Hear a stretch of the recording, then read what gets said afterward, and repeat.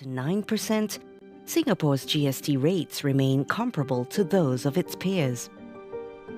We must bear in mind that GST is a tax on consumption and basically domestic consumption. For example, all our exports are effectively zero-rated, so it doesn't impact upon our exports and our competitiveness. Would it impact the foreigners?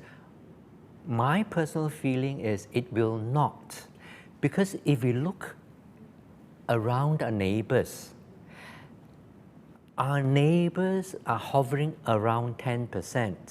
But if you look further afield to the European Union, their average VAT, which is our GST equivalent, is between 20 and 25%. So even at 9%, we are relatively low in terms of consumption tax. Besides GST, there is another potential source of income that the government could tap on: taxes on what an individual owns.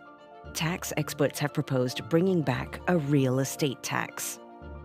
Up to 2008, we actually have income tax on annual value of property.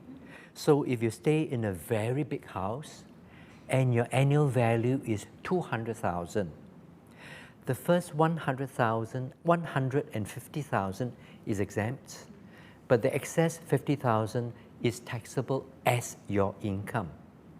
And this is another form of wealth tax. The other is previously, when you leave your property vacant, you will be taxed on the annual value. And now I notice very rich people, they have 2 or 3 properties, they leave them vacant.